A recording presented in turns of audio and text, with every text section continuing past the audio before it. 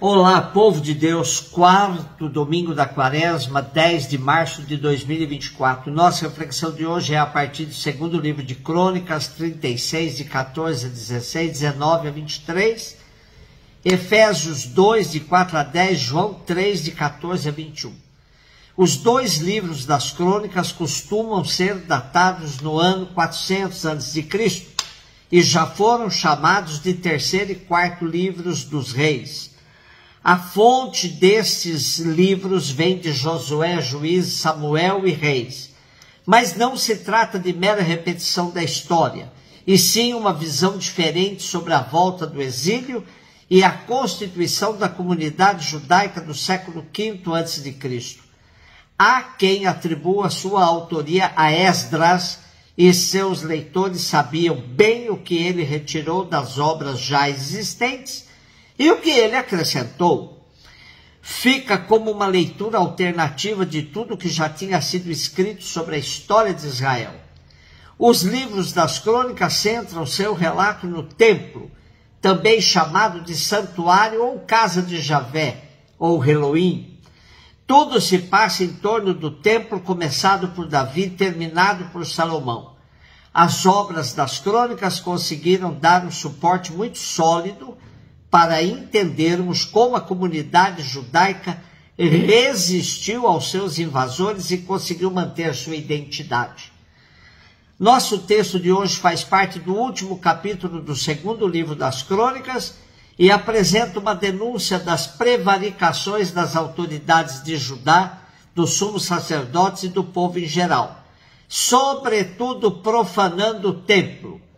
Lamenta como todos eles trataram os profetas enviados por Deus e assim justifica por que Deus permitiu a ruína de Jerusalém com a destruição do templo, dos palácios, dos muros da cidade e o saque dos seus tesouros, até o advento do domínio persa.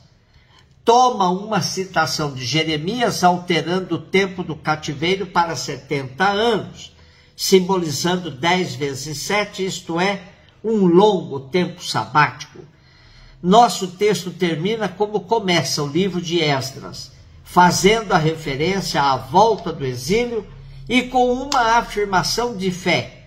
Quem dentre vós todos pertence ao seu povo? Que o Senhor, seu Deus, esteja com ele e que se ponha a caminho. Efésios 2, de 4 a 10. Esse trecho de hoje da carta aos Efésios trata de um tema caro para o apóstolo Paulo, a questão da justificação pela fé. O justo é salvo pela fé. Isso já rendeu muita literatura para explicar a articulação da salvação pela fé com a nossa participação por meio das obras. É preciso entender que jamais o apóstolo dissociaria a fé e as obras, porém deixa claro que não podemos nos vangloriar pelas obras, porque a salvação é porque Deus nos ama e porque Jesus já a garantiu para nós, ao dar sua vida por nós. Somos salvos pela graça. Essa perspectiva é muito pertinente, pois não nos deixa criar falsa segurança, porque agimos piedosamente, cultivamos tantas devoções. Fazer o bem, amar as pessoas, praticar a justiça e outras posturas éticas e justas são atitudes que deveriam ser consideradas normais em todos os seres humanos. Porém, nossa salvação vem do sacrifício de Cristo e não do valor de nossas obras. João 3, 14, 21, disse Jesus a Nicodemos: do mesmo modo como Moisés levantou a serpente no deserto, assim é necessário que o Filho do Homem seja levantado, para que todos os que nele crerem tenham a vida eterna.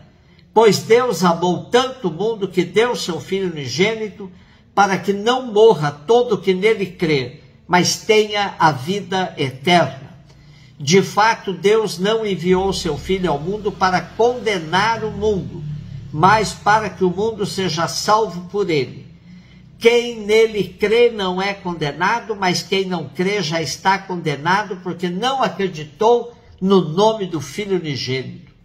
Ora, o julgamento é este: a luz veio ao mundo, mas os homens preferiram as trevas à luz, porque suas ações eram más. Quem pratica o mal odeia a luz e não se aproxima da luz, para que suas ações não sejam denunciadas. Mas quem age conforme a verdade aproxima-se da luz, para que se manifeste que suas ações são realizadas em Deus. Nosso texto de hoje é clássico na sua relação com o levantamento de Cristo na cruz. Olhando para a serpente de bronze levantada num estandarte, os mordidos pelas serpentes se curavam pela fé. É imagem de Jesus exaltado na cruz. A serpente livrava de uma morte repentina. Jesus crucificado nos garantiu a vida eterna.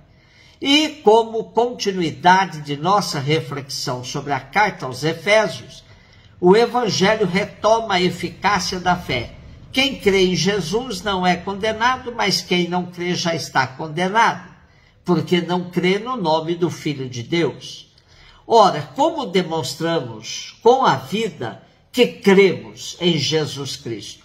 Amando a luz, praticando a verdade, fazendo obras verdadeiramente de acordo com a vontade de Deus. Ora, este é o julgamento: a luz veio ao mundo, mas os homens amaram mais as trevas do que a luz, pois suas obras eram más.